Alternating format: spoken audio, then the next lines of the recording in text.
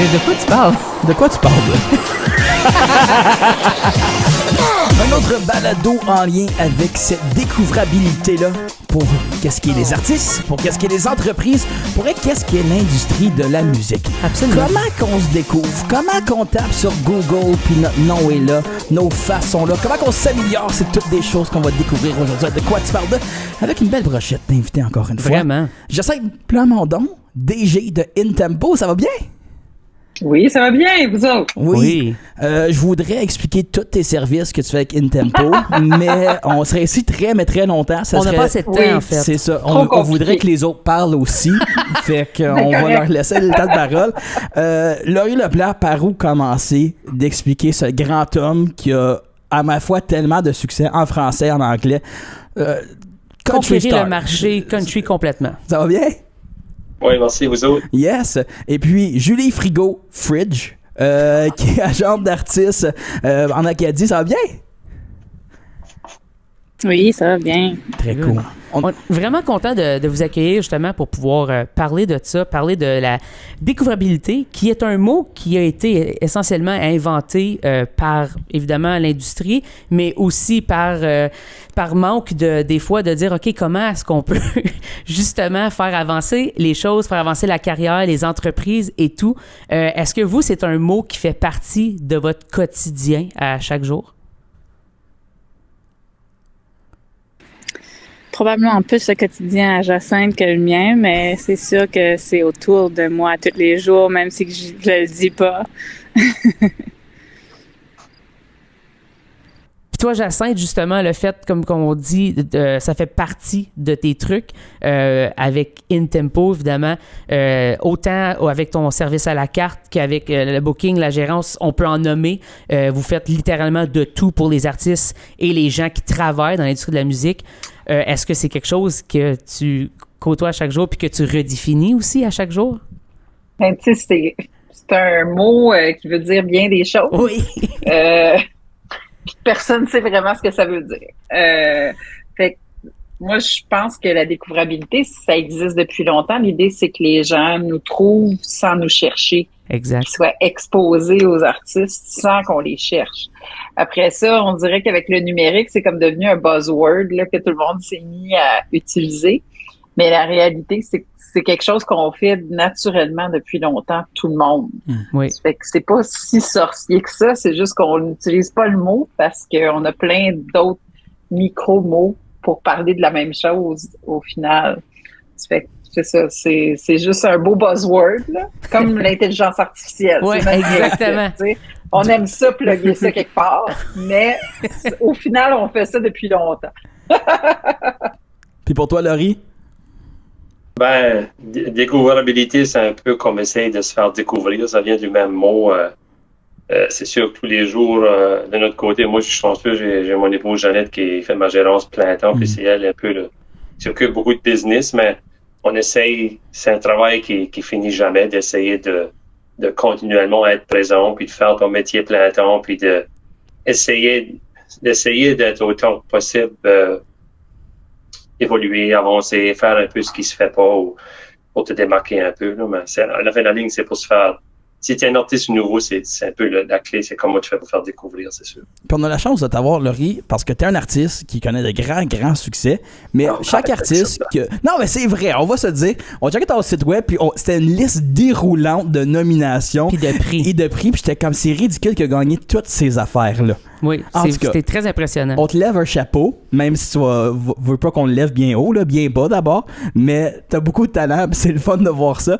Puis j'aimerais retourner à tes débuts de ta découvrabilité, parce que oui, tu connais un succès en ce moment, mais au début, t'es juste Laurie Leblanc, le petit gars de Bouctouche qui joue à la guitare puis qui commence à chanter. Puis je pense que Julie puis Jacinthe, vous êtes capables de sauter là-dessus parce que vous aidez justement les artistes, mais de ces débuts d'artistes-là, t'as commencé avec Zarico.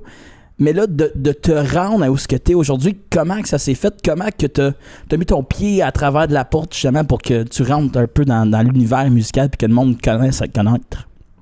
Ben, c'est sûr que toute une présentation, merci. Là. Je suis un gars qui aime pas de chercher l'attention, c'est pas ma nature. Mais en gros, j'ai juste commencé tout jeune à aimer de chanter. C'est une longue histoire courte.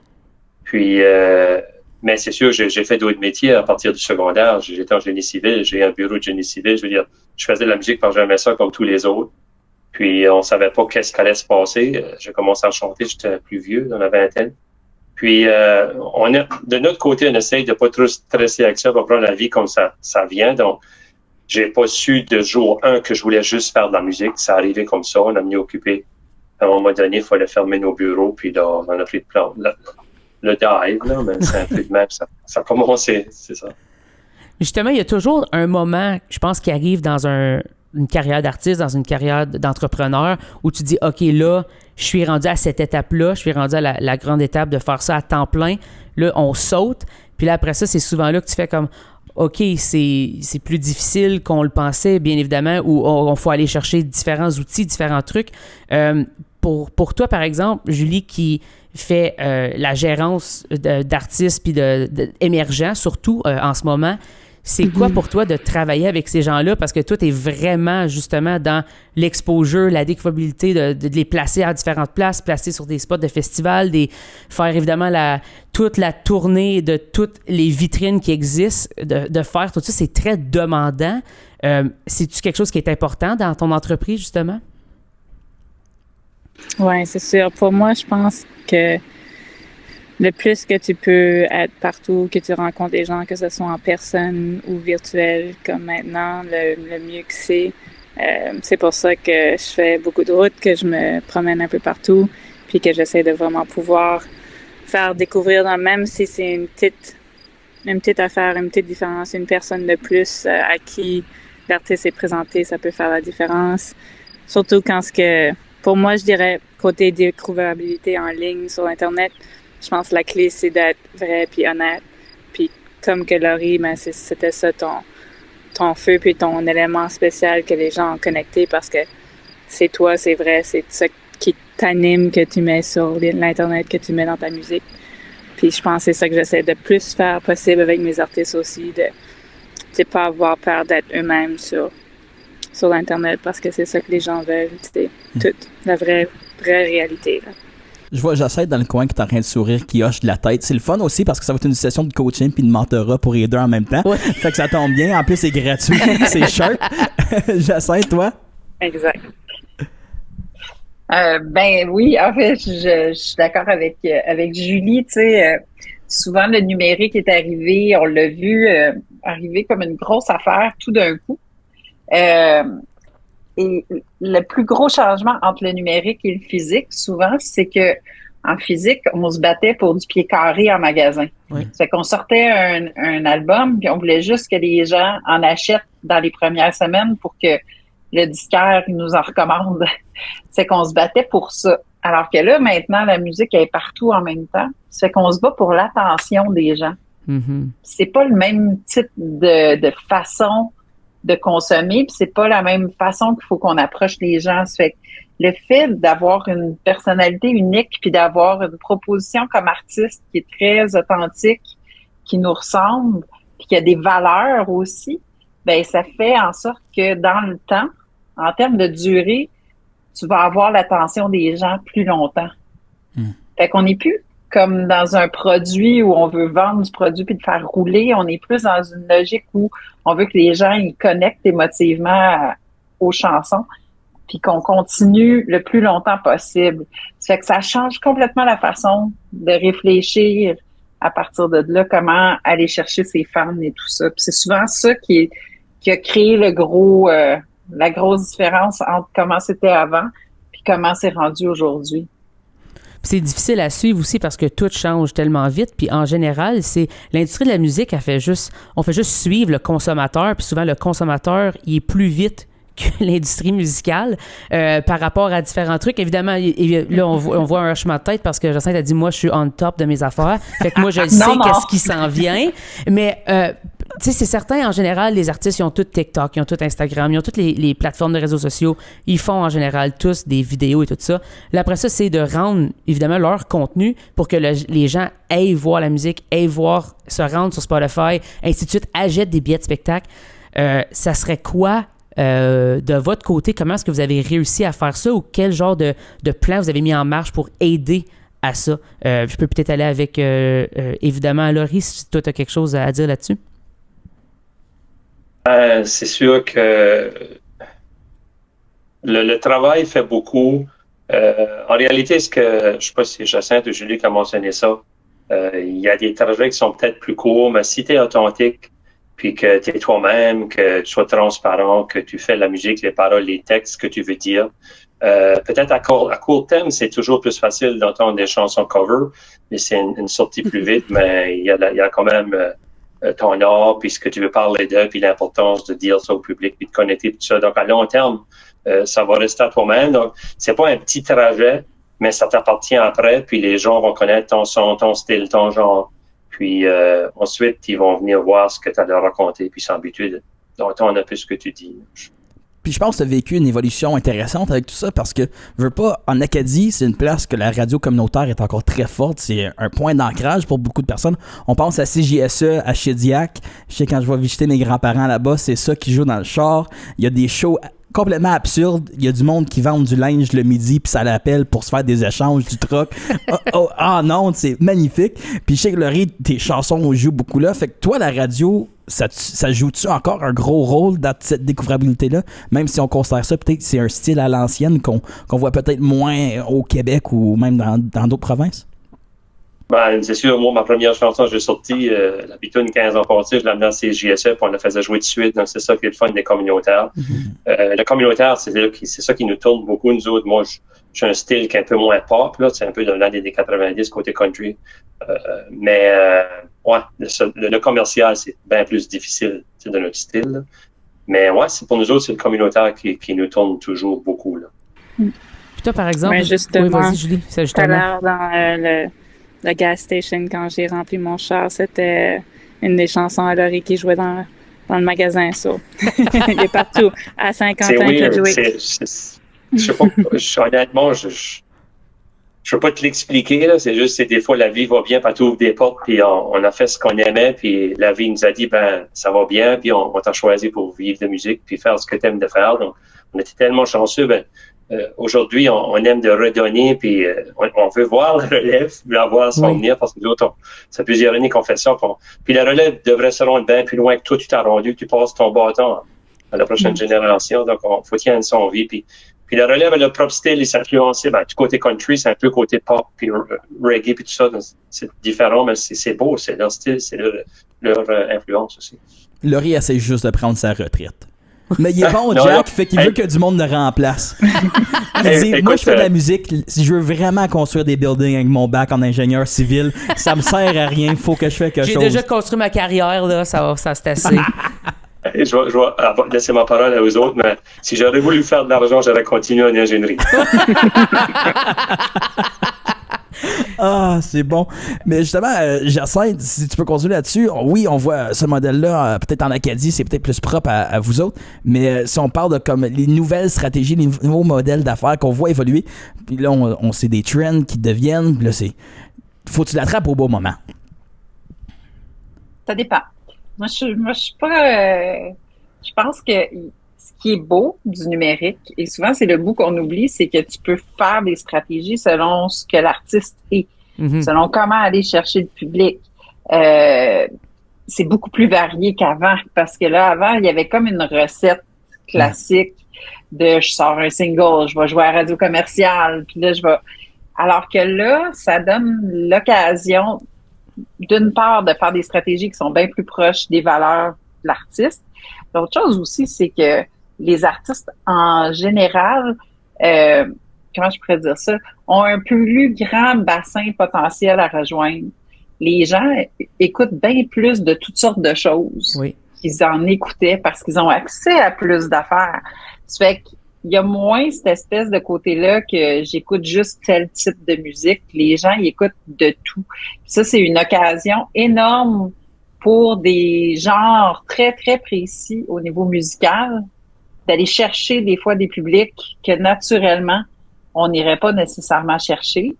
Et c'est là où la personnalité de l'artiste, les valeurs qu'il véhicule à travers ses textes, à travers sa musique, la vibe en spectacle, tout ça, ça va venir alimenter comment les gens vont y être touchés par cette musique-là. Et ça enlève la possibilité aussi, je dirais, de toujours se catégoriser par genres musicaux.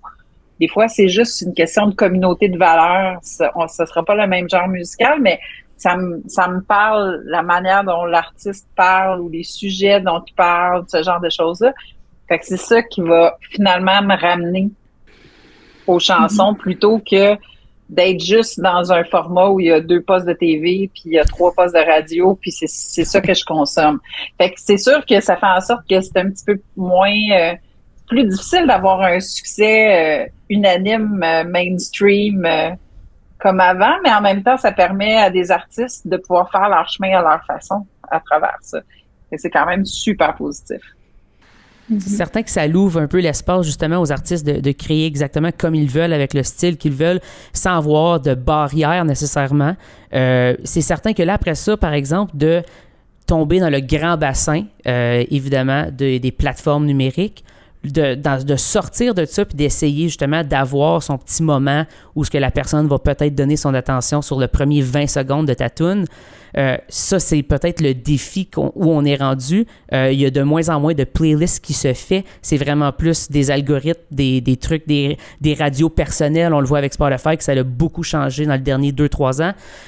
Qu'est-ce que tu suggères pour un artiste émergent là-dedans? Puis je peux passer évidemment le flambeau à tout le monde. Je vais commencer avec Jacinthe. Tu suggères quoi à un artiste qui est comme, OK, moi je sors mes premiers 2 singles ou mes premiers 2 singles de mon prochain album, par exemple, puis je veux mettre le maximum de chances de mon côté. C'est quoi ton numéro 1 que toi tu suggères dans ta boîte, par exemple?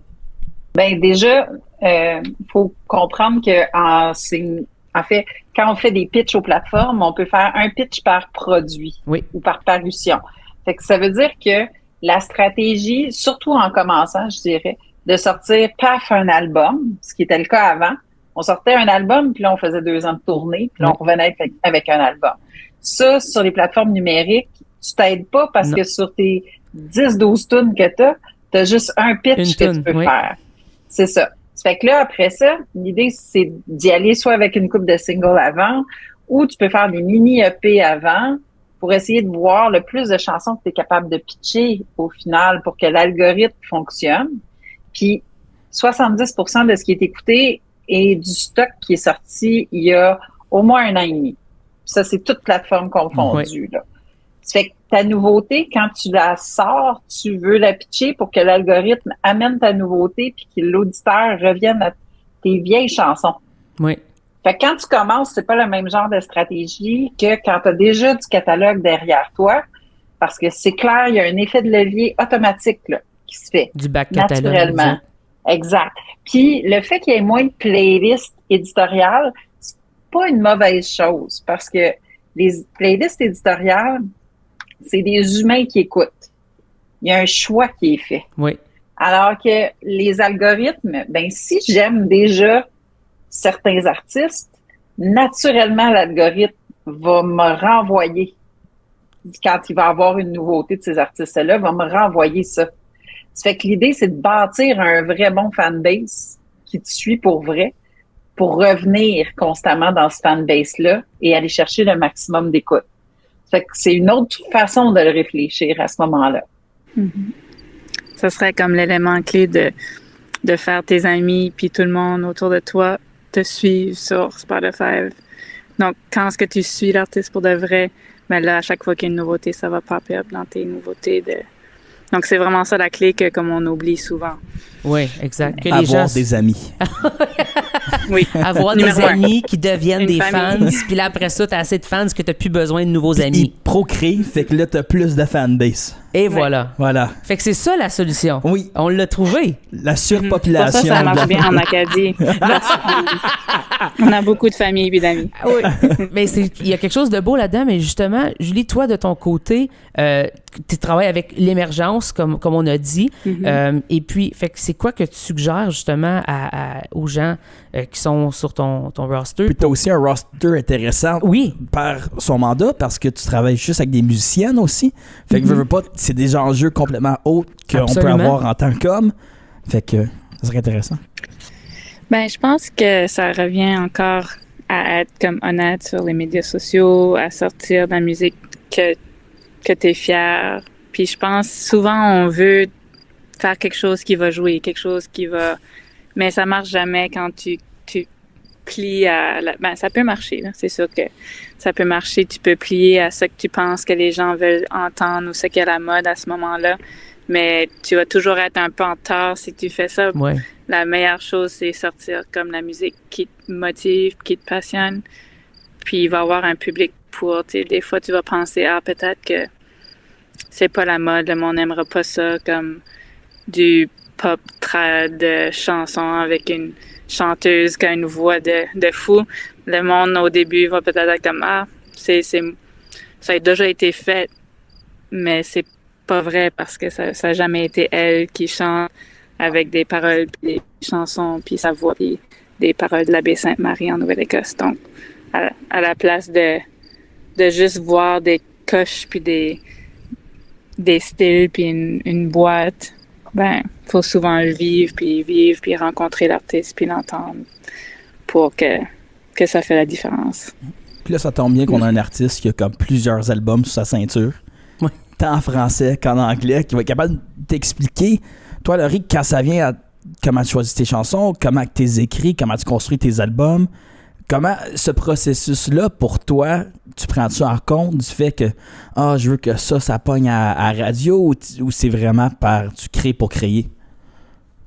Je pense que si qu'on est authentique, comme que je pense Julie disait, moi je m'ai aventuré en anglais, j'ai grandi en écoutant de la musique anglophone, puis c'est quand même un autre marché. Mais puis c'est sûr que en anglais, pour plaire les radios commerciales, il faut s'aventurer vers le nouveau country. Puis même j'avais quelques chansons qui étaient un peu dans ce côté-là, ça me ressemblait pas. C'est sûr que les anglophones entendaient la barbecue dance francophone, puis ils aimaient la tune française, mais ils aimaient pas mon anglaise. En tout cas, c'était un peu la culture qui se voyait là-dedans, l'authenticité, je crois bien. Mais c'est sûr que ça commence là. Il y a que ça commence là, puis c'est pour les nouveaux artistes.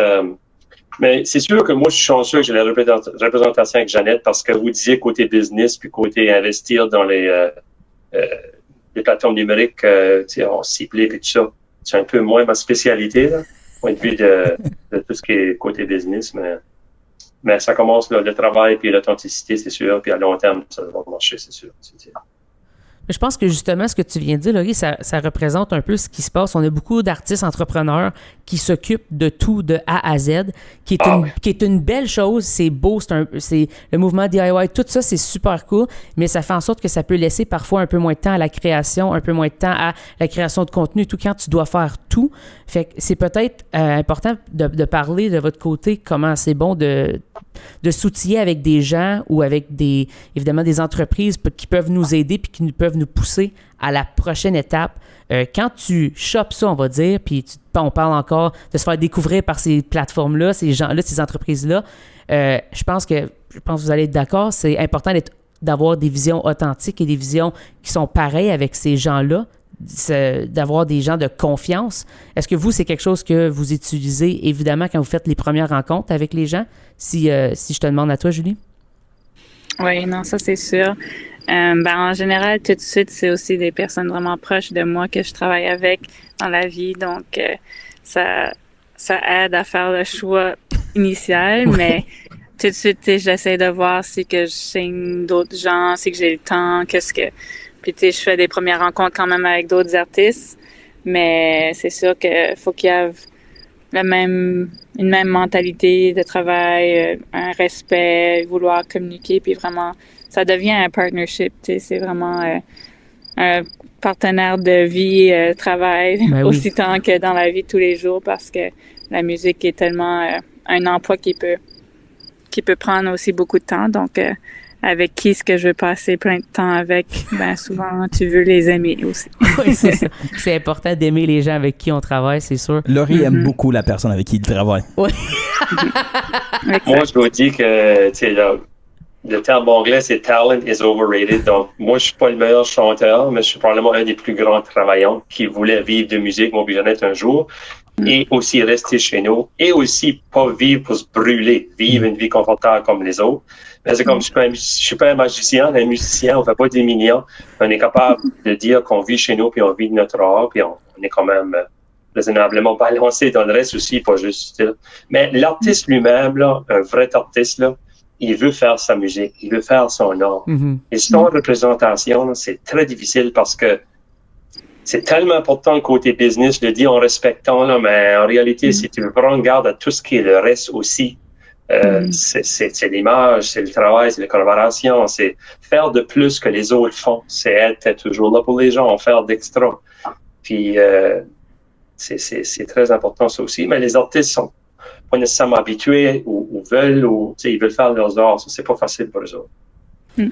Si on parle évidemment on continue à faire du pouce là-dessus, si on pense à Jacinthe avec InTempo, toi tu as des artistes qui ont des besoins vraiment différents. Tu as des artistes qui sont de renommée, full établis, renommés, où tu mets un spectacle en vente puis les billets. Faut décrire son nom sur le poster puis c'est fini. Exact. Ben, où tu as l'impression que c'est une partie va être faite de cette façon-là. Je sais qu'il y a des nouveaux enjeux maintenant, mais là, quand tu as un artiste qui est vraiment dans l'émergence ou qui est moins connu, ou il est super connu sur TikTok, mais dans sa salle de spectacle, il y a 20 personnes. Comment tu gères ça, justement, les besoins différents des artistes comme ça? Souvent, la plus grosse question, c'est les objectifs puis qu'est-ce qu'ils veulent faire. Puis ça part beaucoup de là, je dirais, pour qu'ils trouvent soit une bonne équipe ou juste qu'ils sachent qu'est-ce qu'ils veulent faire. Un artiste qui est bien en studio puis qui veut faire du studio puis il veut pas faire de tournée, c'est pas le même objectif. Et tu vas pas le travailler de la même façon qu'un artiste qui veut faire des spectacles et remplir ses salles de spectacle. C'est vraiment pas la même chose. Ça fait que c'est là où les objectifs sont super importants. Puis souvent, c'est le bout. Tu sais, quand on parlait à un artiste qui veut avoir du temps pour créer, puis c'est bien normal, c'est là-dedans qui est le meilleur. Ça fait que après ça, la portion business, souvent le problème, c'est ça arrive souvent que moi, je reçois des artistes et ils ont aucune idée c'est quoi leurs objectifs. Ou c'est tellement grand et vague que c'est dur. Ça fait qu'à partir de là, peu importe avec qui ils vont travailler, ça va faire en sorte que eux, ils ont des attentes. Ils ont une perception de ce qui est le travail à faire. Et de l'autre côté, tu as les personnes business qui, eux, ont leurs attentes et leur perception de ce qui est à faire. Puis souvent, les chicanes arrivent à partir de là. Parce que c'est pas aligné. C'est super important pour l'artiste de savoir d'où il part et où il veut aller, parce que c'est pas le même objectif. Tu sais, Dory tantôt qui disait, je veux rester chez nous. C'est quand même super important. Le fait d'être chez vous, de savoir que tu es dans ta communauté, puis tu vas avoir une bonne carrière quand même, mais il y a une logique de mon objectif, c'est pas d'aller vivre au Japon. Tu sais, c'est pas la même affaire. Non, mais c'est super important. C'est la base de tout. Puis après ça, nous, chez InTempo, ce qu'on fait, c'est qu'on s'ajuste. C'est-à-dire qu'une fois qu'on a cette information-là, là, on voit comment on peut aider cette personne-là. Des fois, ça va être de la référer à des personnes qu'on sait qui ont une expertise qui va les servir. Des fois, c'est du très, très à la carte. Fait que des fois, c'est juste des consultations une fois de temps en temps. On replace des trucs. Il y en a qui sont là pour qu'on s'occupe vraiment de toutes leurs choses, peu importe les projets. Ça fait que la boîte, elle a été bâtie aussi dans cet esprit-là, dans l'esprit d'être capable de suivre l'artiste là où il veut aller, plutôt que de faire l'inverse et de forcer l'artiste à rentrer dans une boîte où lui, il doit cadrer au final. Ça fait que c'est ça. Puis c'est évidemment par artiste, puis par province même, puis par région, ces choses-là sont complètement différentes. Les stratégies personnelles que les personnes peuvent avoir, je sais que nous autres en Ontario, une des grandes stratégies pour longtemps, dans les débuts de 2000-2010, c'était beaucoup les tournées scolaires. C'est de faire tourner ton artiste à travers la province. Si tu pars, tu vas faire 30 shows, puis là, tu espères que les jeunes vont en parler à leurs parents ou que les membres du personnel vont en parler, puis après, ça va... Les salles communautaires vont embarquer en disant « ils sont déjà dans le coin, tout aussi bien d'avoir un spectacle en soirée, et ainsi de suite. » C'est ça, tandis qu'au Québec, on peut le voir dans plus un sens traditionnel. Si on passe peut-être au style américain, là, si on veut la grande musique populaire, que tu as toujours eu des grands noms établis, des gros festivals, puis le but, c'est vraiment de percer. De comment percer, c'est là que vient toute une stratégie de valeur, puis de trouver c'est quoi ton point d'accroche avec les personnes qui peuvent t'écouter. Puis je serais curieux de savoir, en Acadie, à cause, ça semble être un mélange. Vous avez une très bonne culture, c'est très établi. Vous avez un bon sentiment de communauté, les Acadiens. Mais là, comment se fait ce début-là? On a parlé des radios, ça passe-tu par les écoles, les centres communautaires? Je pense que c'est un mélange de tout ça. La seule chose qu'il faut noter aussi, c'est qu'on est tout petit côté population. Ouais. So, même si qu'on consomme au fond, puis il y a quand même beaucoup de gens de motivés, puis beaucoup de salles, puis beaucoup de communautés qui ont des endroits clés pour faire des spectacles, il n'y a pas beaucoup de monde. On n'est pas on n'a vraiment pas la population de l'Ontario, du Québec. Donc, pour ça, c'est dur parce que on va faire comme quand même 15 spectacles dans une communauté, comme une salle communautaire.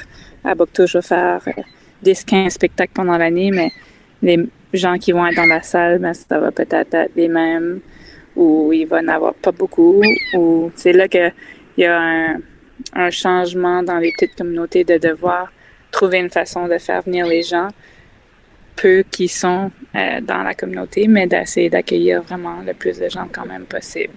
Ça, c'est comme, il y a quand même un changement, puis on est chanceux d'avoir beaucoup de salles quand même, mais c'est sûr que c'est pas toujours des salles comme qu'on aimerait ou comme qu'on voudrait. Si des fois tu as 50 personnes, ben t'es bien content. C'est vraiment, vraiment plein dans notre réalité. Donc, c'est voir si que c'est comme te déplacer puis l'accès pour les gens, ou si que c'est faire des salles plus occupées ou rester à la maison ou juste faire de la musique pour en sortir. Donc, dépendant qu'est-ce qui te passionne. Après un bout, on fait le tour rapidement puis on a besoin d'aller au Québec ou en France ou ailleurs. En fait, c'est plus facile d'aller en France qu'au Québec. Donc, d'habitude, c'est ça qu'on va faire, des tournées européennes à la place. Donc, pour vous autres, au Nouveau-Brunswick, tu dirais que c'est plus facile d'aller en France que d'aller au Québec? Oui. Okay. C'est fou quand même. Oui, mais c'est intéressant. Jouer dans des salles au Québec, ça, ben, tu fais compétition avec toute l'industrie établie au Québec avec leurs fonds puis leurs subventions qu'on n'a pas accès. Mm-hmm. Donc, on ne fit pas dans les mêmes cadres. Les financements ne vont pas à la même place. Donc, tu sais, quand une salle te propose ou un bar te propose 500 000 $ pour un groupe de 4 personnes, c'est dur de te déplacer jusqu'en Abitibi pour ça. Quand que dans leur tête, ben, tu vas avoir du financement pour ta tournée, quand que ben nous, c'est plus rare, puis c'est pas beaucoup au même niveau. Là, donc, c'est ça. C'est la petite différence qu'il faut peut-être plus en parler pour savoir. Puis souvent, il y a plus de financement pour aller faire des tournées en France ou en Europe, puis avec des ententes Acadie, France. C'est vraiment intéressant ça, parce que je trouve qu'on a sensiblement quelque chose de très semblable en Ontario aussi. Puis même les provinces de l'Ouest aussi. Oui, exactement, les provinces de l'Ouest où c'est très similaire. Puis c'est difficile aussi exporter le projet en dehors de la province, en général, juste point final, à cause justement des problèmes de financement, parce qu'on n'a pas accès au même genre de trucs. Il y a des trucs, on ne veut pas enlever rien à personne, on a beaucoup d'aide quand même, et on les remercie à tous les bailleurs de fonds qui existent, mais reste que, encore une fois, pour faire de la tournée ou se déplacer dans des places qui sont loin, en Ontario, c'est immense comme province, je veux dire, fait que le Québec aussi, c'est immense, le Nouveau-Brunswick aussi, c'est très grand aussi. Mais reste que c'est difficile, justement, de pouvoir générer des sous, parfois, pour faire ça. Est-ce que vous avez eu des trucs ou des moments grandioses? Je pense, justement, à Laurie, récemment. Récemment. Ça fait quand même... c'est récent. Oui. Avec ta Barbecue Dance, justement, la chanson, tu as eu une synchro avec... pour des pubs, puis le magasin de barbecue qui vend. Ça, c'était-tu quelque chose que toi, tu voulais vraiment faire? C'est-tu toi qui as proposé? C'est eux qui sont venus te voir? Comment ça s'est passé? Honnêtement, il n'y a pas grand-chose qui m'arrive que j'ai planifié, là, mais c'est sûr que juste arrive comme ça, on travaille, puis on souhaite que ça va bien aller, mais non, l'album Long Weekend avait été écrit pendant la pandémie, puis moi, j'adore le Sud, puis les tunes d'été, bien sûr. On avait une tune qui parlait du barbecue, puis c'est juste par hasard qu'ils nous ont approchés, on a fait un Zoom avec eux autres, il y a quelques magasins en Ontario, mais beaucoup anglophones aussi, donc on a enregistré la chanson version anglophone, puis on a fait un partenariat avec eux autres. C'est des choses que, moi je dis que c'est que tu suis tes instincts, c'est que tu es toi-même, si tu es transparent, puis tu travailles fort, puis tu as une belle équipe derrière toi, parce que ça prend quelqu'un qui s'occupe de business, parce que même moi et Jeannette, on aurait aimé un jour faire des conférences qui s'appelleraient la business de musique, là. Oui. Un peu de ça, on adorerait faire ça un jour puis dire ce qu'on fait, mais puis ensuite, ben écoute, c'est sûr que la priorité, c'est de vivre de musique. C'est là, puis après, ben des fois, tu as des portes qui s'ouvrent, si tu fais de PR, tu rencontres du monde, tu fais ton possible, puis mais moi, c'est juste un flow. Des choses qui arrivent, c'est il dit que j'ai été faire une conférence à Musique Nouveau-Brunswick, puis je pense que c'est un anglophone au Centre des Arts à Dieppe. Puis j'ai aimé, je vais dire en français, mais la majorité du temps, la chance n'existe pas, sauf une loterie, parce qu'il dit la chance, c'est la rencontre de la préparation et l'opportunité. Donc, c'est sûr que si tu fais ton mieux, puis écoute, faut que tu sois partout, faut que tu sois... Si Radio-Canada m'a appelé l'autre jour, puis je t'ai collé pour un show à l'après-midi, on dit, venir au téléjournal avant-midi, ben j'en ai dit, va, c'est va, même ça ne tente pas, va. Faites plus, aide les salles, vont des billets, fais des ID pour les radios, c'est juste... C'est tes clients, c'est ton gagne-pain. Mais c'est sûr que j'ai déflecté du sujet un peu. Là, non, mais ça prouve justement le fait que tu dis de toujours être malheureusement ou heureusement prêt à travailler, prêt à mettre ça de l'avant parce que tu dis c'est ça que je veux faire le plus au monde. Donc oui, je vais mettre les efforts, oui, je vais mettre le temps, oui, je vais me mettre évidemment devant les gens, peu importe c'est quoi la façon pour me faire reconnaître davantage. Puis évidemment, vendre plus de billets, faire plus de streams, vendre plus d'albums dans certains cas. Fait que vraiment, ça revient à ça, ça revient à comment fort puis souvent, tu peux travailler. De la musique, c'est pas un sprint. Rares sont les personnes qui peuvent lancer une chanson puis connaître un succès immédiat, puis là, ça part sur des tournées monstres, puis ça fait des premières parties de grands noms, puis là, la carrière va se suivre comme ça. Mais c'est un marathon. Oui. Tu sors un album, t'en sors 2, 3, puis là, c'est comme, ah, OK, lui, oui, je me souviens de tel un tel. Ah, il fait de la bonne musique, on devrait le booker en show. Fait qu'il y a aussi cette réalité-là que je pense que, veux pas, c'est humain, on est humain, on veut un succès immédiat, on veut, genre la toune qui me parle le plus au monde, puis je veux que le monde l'écoute, puis je veux tourner avec. Mais là, si t'as une chanson, si t'en as 2, 3, t'en parlais tantôt, Jacinthe, c'est pas facile de se marketer nécessairement à ses débuts parce que ton inventaire de choses que t'as à publiciser est un peu plus petit. Effectivement. Puis, tu sais, le fait qu'il y a tous les succès et les images de succès que les gens ont, on est là-dedans aussi, on est dans une business d'image. Oui. Les gens s'imaginent que c'est arrivé du jour au lendemain. Oui. Je veux dire, et c'est pas vrai. C'est jamais vrai. Il y a toujours derrière ça un artiste qui a travaillé hyper fort, une équipe autour qui a travaillé très fort, qui a semé longtemps. Et là, tout à coup, ça fait boum. Fait que les gens, ils voient le boum. Oui. Mais ils voient pas tout en arrière. C'est clair qu'il y a tout cet aspect-là qui est important au final parce que c'est rempli de petites actions qui sont faites un peu partout, tout au long de la carrière pour justement ramasser l'opportunité quand elle se présente. Et là, tout à coup, il y a quelque chose, ça crée un effet de propulsion plus large. Mais au final, la réalité, c'est qu'en musique, on travaille toujours comme ça sur plein de petits éléments. En parallèle, on va essayer de vendre nos billets de spectacle, on va sortir nos albums en même temps, on va aller voir le monde en radio, on va faire des entrevues, tout ça est toujours en parallèle, mais c'est une multitude de petites actions qui finissent par arriver à quelque chose et à augmenter la visibilité et la notoriété au final. C'est vraiment un métier, une industrie de persévérance, évidemment. Quand on pense à ça, évidemment, on sait que les gens, on travaille beaucoup dans cette industrie-là, on met beaucoup d'heures, autant du brain power, comme on dit, ou même quand on travaille pas, on est en mode travail aussi, en développement dans notre tête. Quand les choses sont un peu plus dures dans l'industrie de la musique, dans le domaine, c'est quoi que vous vous accrochez pour faire comme « Ah oui, moi, je continue, là, ça m'allume, puis c'est ça qui m'amène au prochain niveau, qui me met un sourire d'en face puis qui me remplit le cœur. Si je commence avec toi, Julie? C'est une bonne question. Je m'ai fait un peu poser la même question ce matin, justement, comme qu'est-ce qui m'a fait continuer dans les moments où tu aurais voulu lâcher. Puis j'ai répondu que jusqu'à date, j'étais chanceuse. J'ai pas eu de moment où je voulais lâcher. Ah, c'est super. Parce que, je partage, je suis pas mal avec des artistes en émergence, mais qui sont aussi en propulsion, je dirais, tu sais, qui vivent plein de belles affaires, que tu vois juste le potentiel puis le futur s'en venir. Donc, c'est sûr que des fois, il y a des moments comme Sylvie avait appliqué pour les Francouvertes l'année dernière, elle l'a pas eu. C'est correct, c'était triste. Mais là, on vient de faire un spectacle à Québec au Musée national des Beaux-Arts. Oui. Puis on a su que la programmatrice l'a découvert à travers sa job comme jury aux Francouvertes. Donc, wow.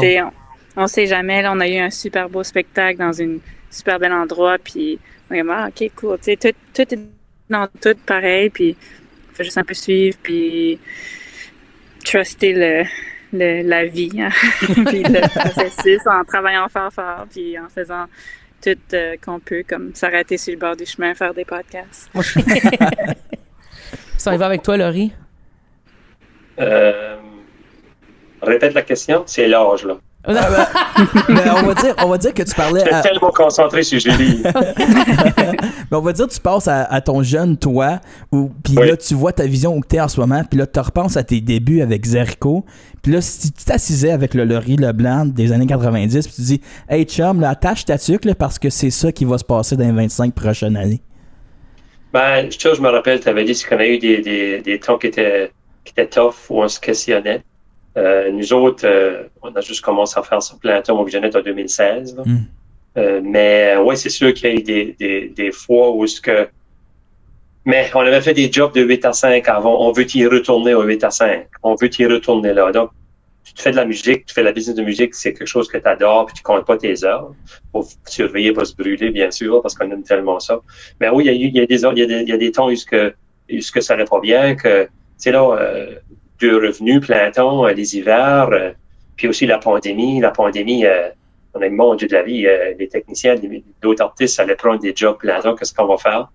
Finalement, il y a des aides qu'on sortit, puis il y a toutes sortes de choses qui sont passées, c'était pas si pire. On a fait des shows virtuels dans notre sous-sol, tout seul pour des écoles scolaires, mais puis à la fin de la ligne, aussitôt qu'on se questionnait, il y a quelque chose qui arrivait, un beau commentaire ici, tout ça, ou quelque chose un chèque inattendu, ou quelque chose qui disait, on va pas arrêter, puis parce que nous autres, on n'a pas sorti de l'école puis fait de la musique tout de suite.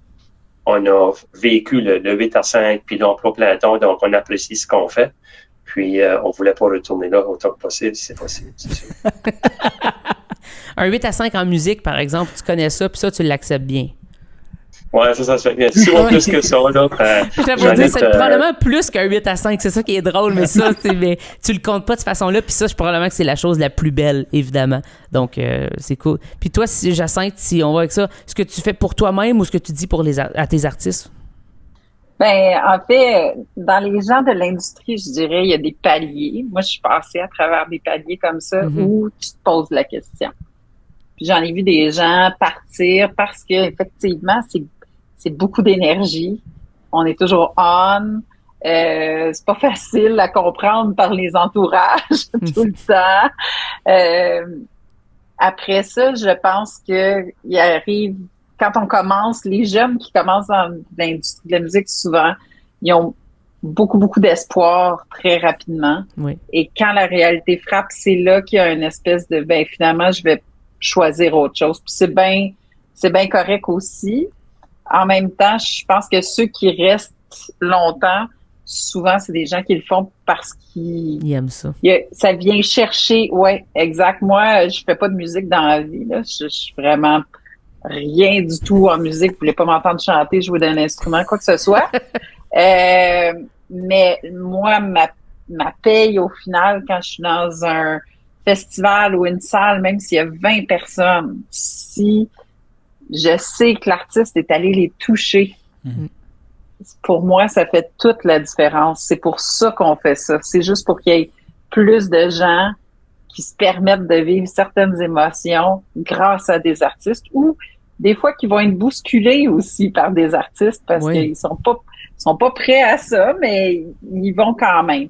Et ça, c'est une paye à chaque fois. Fait que je pense que les gens qui travaillent dans ce milieu-là sont animés beaucoup de ça naturellement. Sinon, comme disait Laurie, on ferait bien d'autres choses parce qu'on serait pas mal plus riches ailleurs. À faire d'autres choses. Oui, ça c'est clair. Ça, c'est quelque chose de très difficile à comprendre aussi parce que les gens, ils voient tout le glam. Oui. Ils s'imaginent pas les heures qu'on met, puis le temps que ça prend, puis tout le travail que ça demande, là. Ça fait que des fois, c'est comme deux réalités parallèles qui sont difficiles à maintenir puis qui sont pas claires pour les gens, mais les gens qui travaillent dans le milieu de la musique, c'est vraiment parce qu'ils aiment ça et ils ont une passion pour la culture puis l'émotivité qui vient avec ça, c'est clair. C'est un beau métier. Ça remplit le cœur. Oui. Faut le dire, là. C'est ça. Des fois, c'est peut-être pas ce qui remplit le plus les poches, mais ça remplit le cœur et l'âme, ça, c'est certain. Puis je pense que un peu la morale qu'on donne, c'est que, tu sais, on parlait de sprint, on parlait de marathon, c'est pas... On va vivre des déceptions comme dans chaque emploi, comme dans chaque relation. Il va y avoir des hauts, il va y avoir des bas. Oui. C'est juste faut se souvenir de les hauts lorsqu'on est au plus bas. Exactement. Je devrais écrire des chansons. Toi, tu devrais te mettre là-dessus, écrire des chansons, faire des TikTok. Peut-être que tu as un avenir. J'ai un plan marketing qui a été évolué dans les derniers 45 minutes. Moi, je suis c'est vrai, exactement. J'ai une bookeuse, j'ai quelqu'un qui peut me faire des stratégies, puis je veux faire un feature avec Laurie, fait que je vais actually faire de l'argent. Et voilà. Une toune sur, pas sur le barbecue, mais sur le... Les pontons. Ouais, les pontons. Pourrait vendre une coupe de pontons. Ou là, il pourrait peut-être shopper pour les triggers. Tu sais, là, les trucs qui fait les fumoirs. Ah. Fait que t'as peut-être l'été prochain faire une toune sur les smokers, je sais pas. Des idées comme ça, tu sais. Who knows? Ben, un grand merci, puis j'espère qu'on a un peu démystifié quelques chambres d'écho qu'on vit, tant au Québec que dans des réalités hors Québec. On a parlé de l'Acadie, on a parlé de l'Ontario, puis les provinces de l'Ouest qui se ressemblent beaucoup à ce niveau-là. Donc, je pense que ça a été fort intéressant. Oh, on a même eu le featuring du goéland ou de l'oiseau derrière. Donc, c'était parfait. C'était vraiment parfait. C'était comme le mot de la fin parfait. Mais merci vraiment d'avoir été là, vous êtes prêté au jeu, puis d'avoir parlé de vos expériences, vos connaissances. C'est vraiment apprécié. Merci à vous. Merci à vous. Merci. Bonne chance. Merci à vous tous.